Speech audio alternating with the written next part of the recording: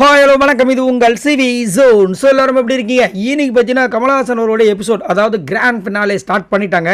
But start ஆகும்போதே பார்த்தீங்கன்னா நம்மளுக்கு ஈஸியாக ஐடென்டிஃபை பண்ணிடலாம். கமலஹாசன் அவர்களுக்கு சுத்தமாக இந்த டைட்டில் விஷயங்களில் சுத்தமாக விருப்பமே இல்லை.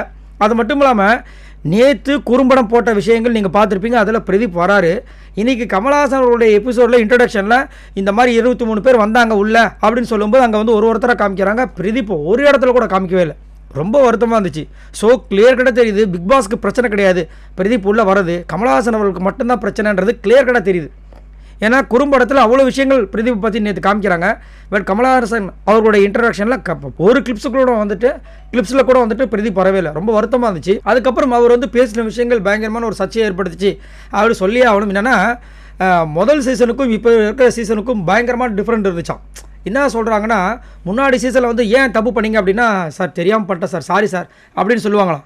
பட் இந்த தலைமுறை இந்த சீசனில் வந்துட்டு என்ன சொல்கிறாங்கன்னா, ஆமாம் தப்பு பண்ணேன், அது என்னோடய ஸ்ட்ராட்டஜி அப்படின்னு குத்தாமல் நம்ம பிரதீப் வந்து குத்திட்டாப்புல. சரி அவர் தான் அப்படி பண்ணார், நீங்கள் என்னம்மா அப்படி கேட்டால் இதுதான் என்னோடய ஸ்ட்ராட்டஜின்னு சொல்லிட்டு இன்னொருத்தவங்க சொல்கிறாங்க அப்படின்னு. இதுலேயும் வந்து அர்ச்சனாவை தாக்குற மாதிரி ஒரு சில விஷயங்கள்லாம் வந்து நம்ம கமலஹாசன் அவர்கள் கிளியர் கட்டாக அவருக்கு பண்ணுறது தெரியுது. 2 பேருமே சண்டை மட்டுமே போட்டாங்க.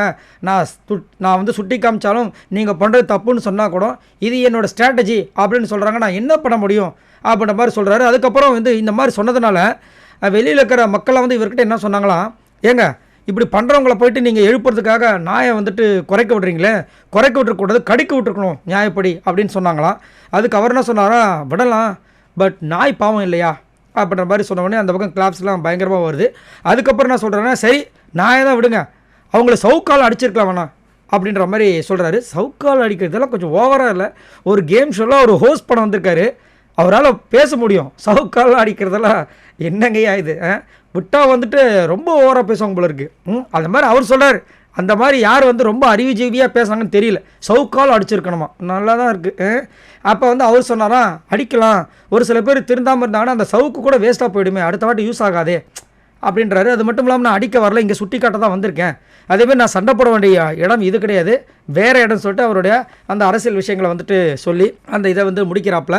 நம்மளுக்கு வந்துட்டு கிளியர் கட்டாக தெரிஞ்சிச்சு, ரைட்ரா. அப்போ கிளியர் கட்டாக நம்மளுக்கு தெரியுது, அப்போது இவருக்கு பிடிக்காத ஒரு ஆள் தான் இன்றைக்கி டைட்டில் வினராக வரப்போகிறாங்கன்ற விஷயங்கள் அவருக்கு தெரிஞ்சதுனால ஸ்டார்டிங்கே இந்த மாதிரி வந்துட்டு ஒரு வன்மத்தோட அவ்வளோ கோவத்தோடு பேசுகிறாரு.